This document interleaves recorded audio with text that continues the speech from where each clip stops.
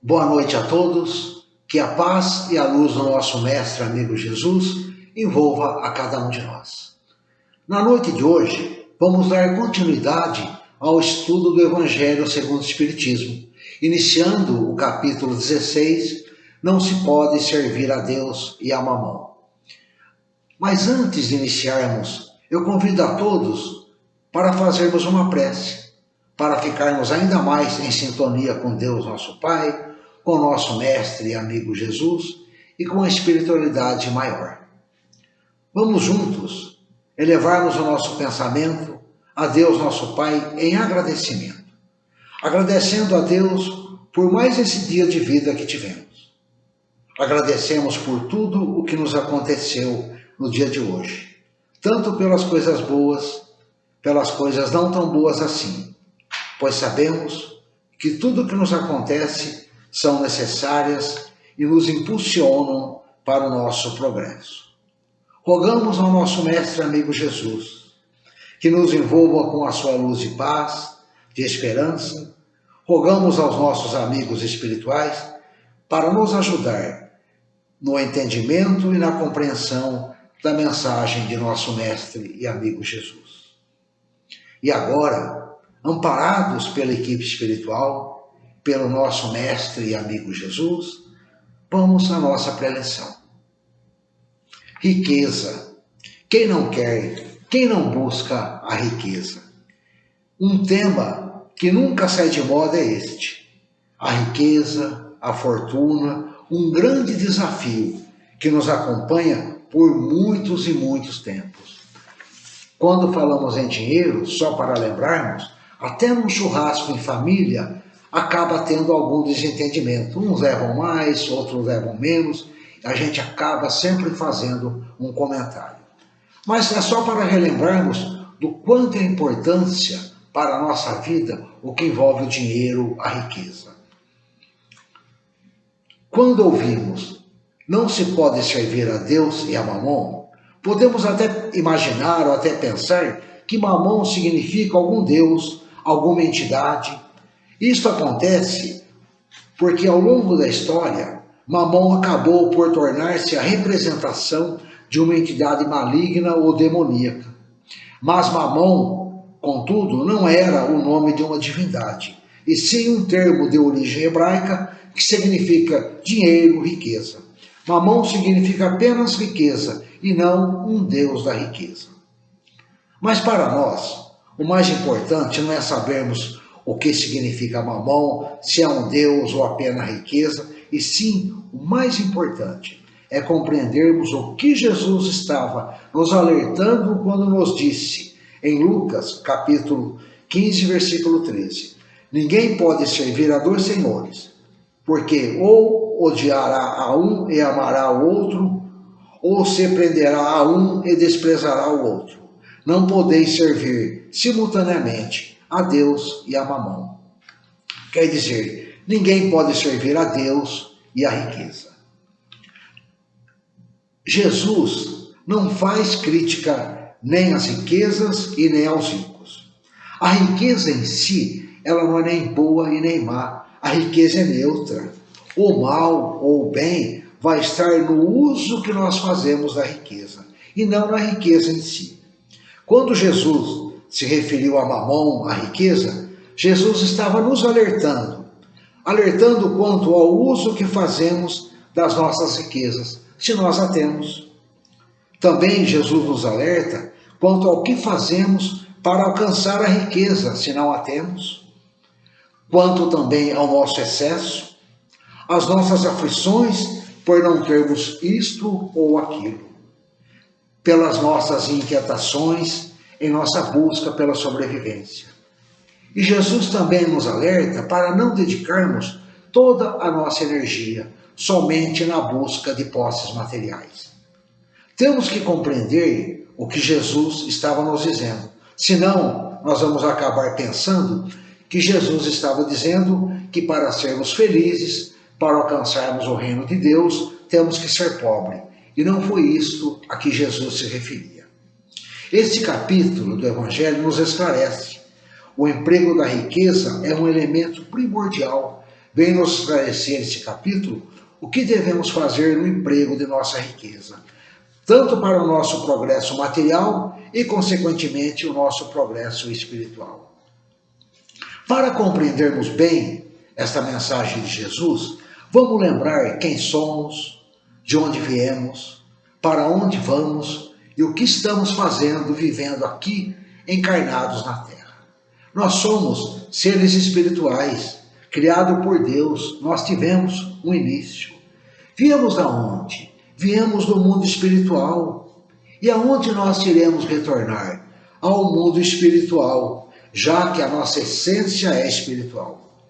Nós somos seres espirituais, mas não fomos criados perfeitos, no sentido de completos. Fomos criados imperfeitos, incompletos.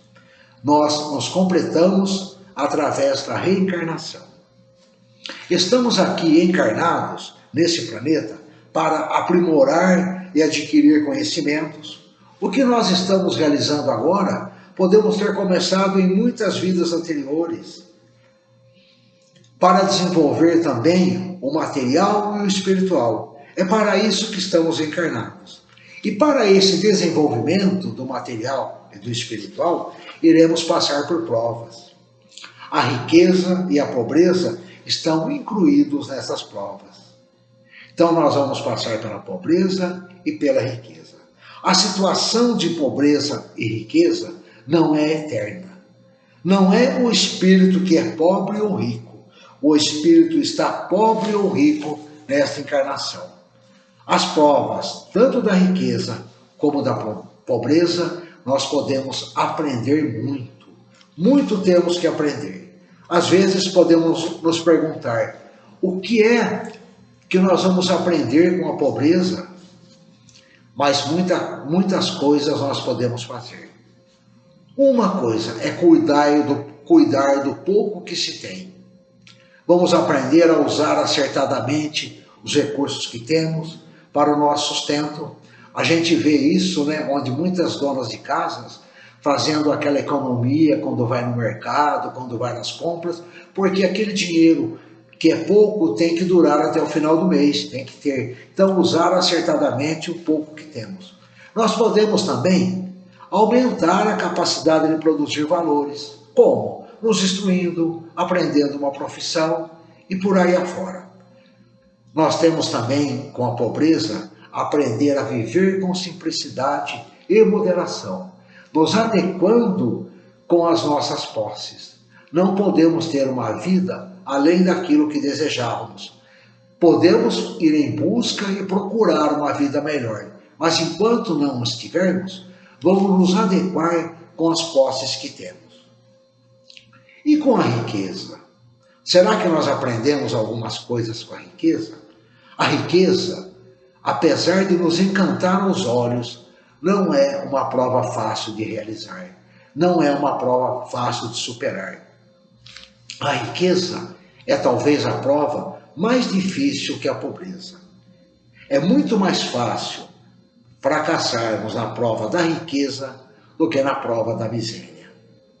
Com a riqueza, muito nós temos que aprender. E temos que estar atentos, e muito atentos, porque a riqueza acaba excitando as más paixões. Ela excita o nosso orgulho, a nossa vaidade e, consequentemente, o nosso egoísmo. Jesus nos lembra que os bens materiais estão em função da vida, e não a vida em função dos bens materiais. Devemos obter os bens materiais para viver, e não viver somente para obter os bens materiais. Um lembrete para nós é que tudo que nós podemos comprar com o dinheiro, tudo que é vendido, nós podemos dizer que é barato, pois basta nós termos dinheiro para ir lá e comprarmos. Diferente dos valores morais, não basta termos posses, não estão à venda, os valores morais não estão à venda. Eles terão que ser conquistados um a um, através do esforço e do trabalho que nós vamos dedicar. O dinheiro é necessário sim, mas não é tudo. Sabemos que o dinheiro é necessário, é importante, mas não é a única coisa e talvez nem a mais importante para a nossa felicidade. Se nós acreditarmos que a riqueza fosse sinônimo de felicidade, todos os ricos seriam felizes. E não é isso que vemos, né? A gente vê pessoas com muitas posses vivendo numa tristeza, numa angústia, desesperados. Então, a riqueza sozinha não traz felicidades. Ela é um dos fatores, uma das coisas, mas não é a mais importante para a nossa felicidade. Jesus nos orienta em muitas ocasiões sobre isso. Jesus nos diz que nós devemos manter o equilíbrio entre o material e o espiritual. É assim que nós devemos viver, buscando esse equilíbrio entre as nossas posses materiais e a nossa busca pelo espiritual, pela moral. A nossa busca e o emprego que fazemos em nossas posses não deve ser em detrimento de nossa busca material. Não adianta nada nós buscarmos a riqueza e acabar deixando de lado a nossa vida espiritual. É um conjunto de coisas. Não podemos ir em busca de um e deixar o outro de lado, principalmente em busca do dinheiro, em detrimento da vida espiritual. Vamos ver algumas recomendações de Jesus. E uma das recomendações de Jesus é quando perguntam a Jesus se deve ou não pagar impostos a César. E Jesus responde, de uma maneira muito sábia: dai a César o que é de César e a Deus o que é de Deus. Essa recomendação perante a riqueza é a responsabilidade moral e material. Outra vez foi quando dois irmãos se aproximam de Jesus e pedem para ajudá-los a dividir a herança. Jesus diz assim, acautelai-vos e guardai-vos da avareza, porque a vida de uma pessoa não consiste nos bens que ela possui. A nossa vida não consiste nos bens que possuímos. Essa recomendação é sobre a nossa avareza. Temos muitas outras, mas vamos falar da recomendação que está nesse capítulo de hoje. Não se pode servir a Deus e a Mamon. Nós vamos encontrar esta recomendação em 3 evangelistas. Em Mateus está no capítulo 19, versículo 16 a 24. Em Lucas, no capítulo 18, versículo 18 a 25. E em Marcos, no capítulo 10, versículo de 15 a 25. E a mensagem diz assim: então aproximou-se deles um mancebo e disse: bom mestre, que devo fazer para adquirir a vida eterna? Respondeu-lhe Jesus: por que me chamais bom? Bom só Deus o é. Se queres entrar na vida, guarda os mandamentos. E aí vem a dúvida do mancebo, Que mandamentos? Retrucou o mancebo. Disse Jesus: não matarás, não cometerás adultério, não furtarás, não darás falso testemunho, honra teu pai e a tua mãe e ama teu próximo como a ti mesmo. O moço lhe replicou: tenho guardado todos esses mandamentos desde que cheguei à mocidade. Que é então que ainda me falta? Disse-lhe Jesus: se queres ser perfeito, vai, vende tudo o que tens, dá aos pobres e terás um tesouro no céu. Depois vem e segue-me. Ouvindo essas palavras, o moço se foi todo tristonho, porque possuía grandes haveres. Jesus então disse a seus discípulos: digo-vos em verdade, que é bem difícil é que um rico entre no reino dos céus. Ainda uma vez vos digo, é mais fácil um camelo passar pelo buraco de uma agulha do que um rico entrar no reino dos céus. O jovem era uma pessoa boa, seguia os 10 mandamentos. Agora, seguir os 10 mandamentos, esta recomendação de Jesus, é o mínimo que nós podemos fazer. O mínimo que é exigido de nós é seguir os mandamentos da lei de Deus. Agora, se nós quisermos ir além, vamos relembrar o que Jesus disse ao jovem, né? Vende tudo que tem e segue-me. Recomendação, o desapego da riqueza. Para seguirmos Jesus, não precisamos vender tudo que temos e doar aos pobres, não. Temos que nos desapegar da riqueza. Não deixar a riqueza determinar a nossa vida. Aí nós vamos dar um passo além. Nós vamos fazer um pouco a mais do que simplesmente seguir os mandamentos de Moisés. Vamos avançar um pouco mais em nosso progresso, usando a riqueza também em favor dos outros. E às vezes nós podemos até pensar assim: bom, eu não sou rico, então essas recomendações não são para mim. Jesus está falando da riqueza, eu sou pobre, mas quando nós pensamos assim, estamos enganados. As recomendações de Jesus são para cada um de nós. Foram passadas por Jesus há mais de 2000 anos, mas servem para os nossos dias atuais, para cada um de nós, para essa etapa de nossa vida, para esses dias. Se somos ricos, se não somos tão ricos assim, ou mesmo se tivermos pouca posse. Então, esta recomendação de Jesus, o desapego, serve para cada um de nós. Se nós somos ricos, ela vai servir. Ou mesmo se tivermos pouca posse, ela vai servir também. Porque o uso que nós fazemos de nossas posses vai determinar a nossa vida. E aí nós nos perguntamos, né? Qual é o melhor emprego que se pode dar à riqueza? Este capítulo nos orienta como devemos empregar a nossa riqueza. A orientação de Jesus é esta: amai-vos uns aos outros. Elas guardam o segredo do bom emprego das vossas riquezas. Vamos lembrar para nós que o emprego da riqueza não é só dinheiro, mas também a riqueza de todos os outros valores que possuímos. Este emprego de todos esses nossos valores vai ter uma base fundamental. E esta base fundamental está na caridade. Então, todos os valores que nós possuímos, tudo que nós temos, o emprego que nós podemos dar vai estar baseado na caridade. Não é qualquer caridade, mas a caridade, aquela caridade plena de amor. A caridade que ajuda quem precisa, mas não humilha quem recebe. Se nós conseguirmos derramar em torno de nós os tesouros da nossa instrução, os tesouros da nossa tolerância, os tesouros da nossa compreensão, os tesouros do nosso amor, etc., a nossa riqueza espiritual vai frutificar. Com isso, nós aumentaremos o nosso tesouro moral com as boas obras que vamos edificar.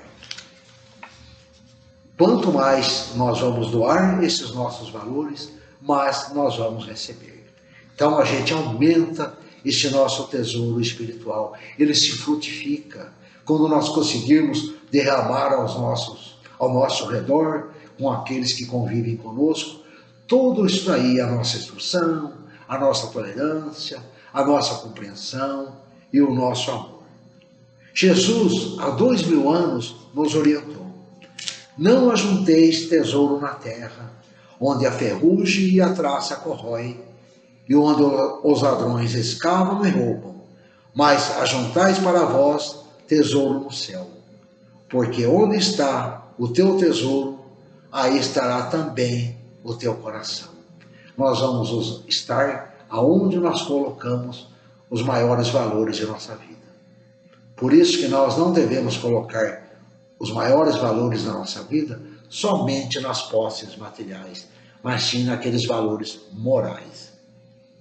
Nós demoramos um pouco para perceber isto, para perceber esta riqueza espiritual, porque nós só enxergamos a riqueza material.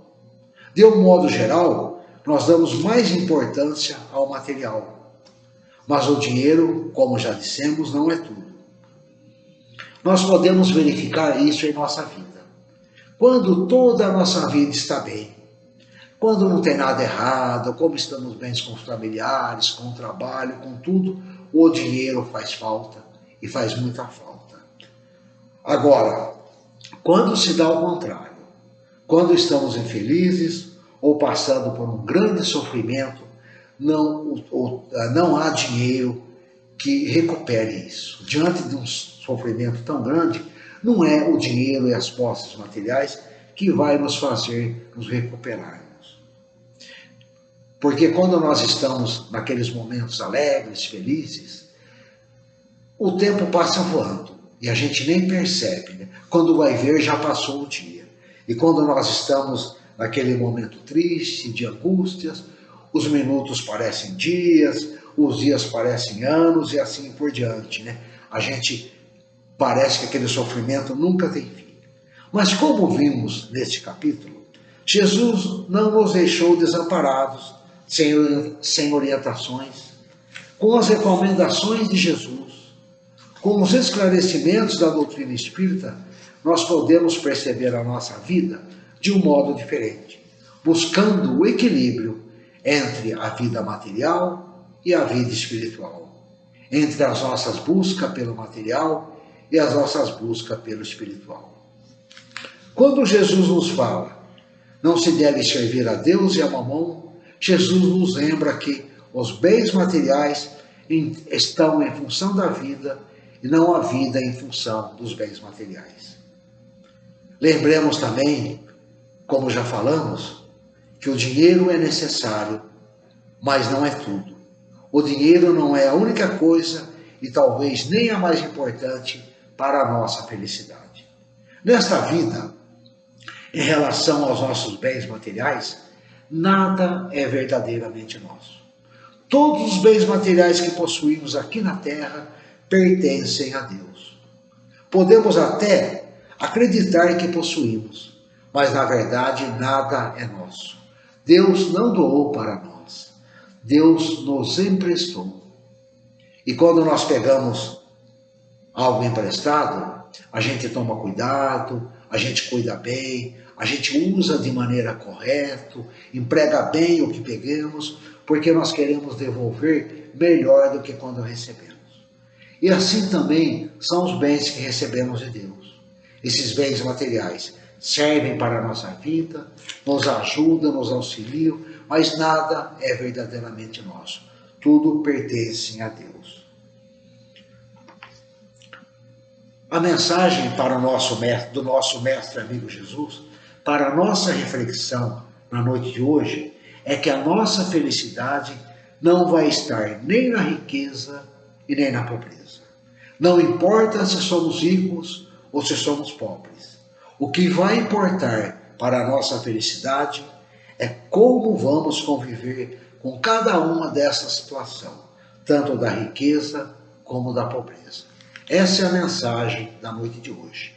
Como vamos conviver com a riqueza ou com a pobreza quando estamos nessa situação? Esta é a mensagem de nosso mestre e amigo Jesus.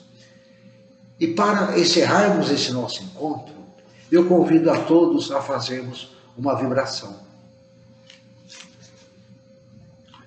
Apesar de estarmos separados fisicamente, podemos nos unir num só pensamento. Elevemos os nossos pensamentos a Deus, nosso Pai, ao nosso mestre amigo Jesus, aos nossos amigos espirituais, e rogamos para que nos auxilie nesse propósito de auxiliar através de nossos pensamentos e de nossas vontades.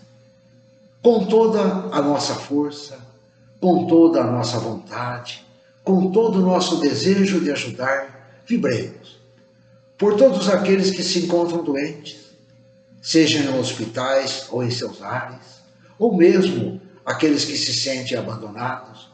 Vibremos para que eles se recuperem, ou que encontrem em Jesus o fortalecimento e a esperança de que necessitam.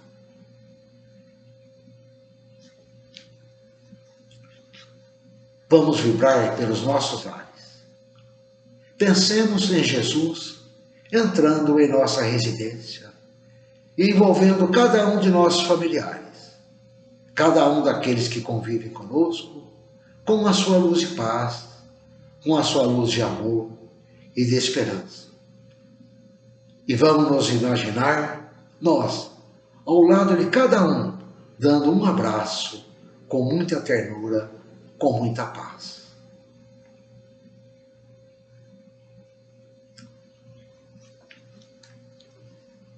Lembremos também daqueles familiares mais distantes, aquele que não nos vemos há algum tempo, inclusive aqueles familiares que já retornaram à pátria espiritual. E da mesma forma, pensemos em Jesus envolvendo cada um deles com a sua luz de paz, de amor, de esperança, e nós ali ao lado. Vamos nos imaginar dando um abraço com a mesma ternura, com o mesmo desejo que daríamos se eles estivessem encarnados ao nosso lado.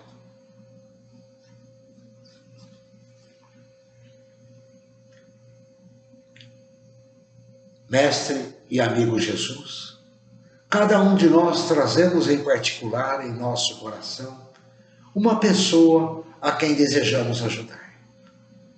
Vamos pensar nesta pessoa e vamos nos imaginar levando até o nosso mestre amigo Jesus e vamos entregar em seus braços.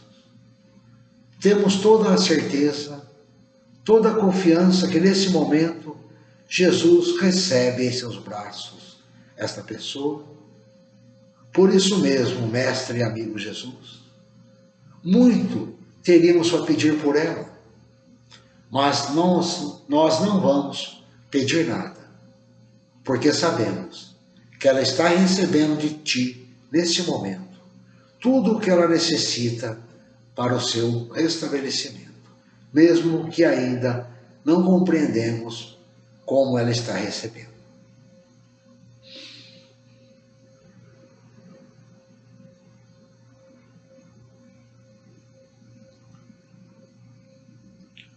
Rogamos a Deus nosso Pai, ao nosso mestre amigo Jesus, aos nossos amigos espirituais, por nós mesmos, para que Ele nos auxilie, nos ampare a enfrentarmos as nossas dificuldades. Graças a Deus. Eu agradeço a todos pela atenção e muito obrigado.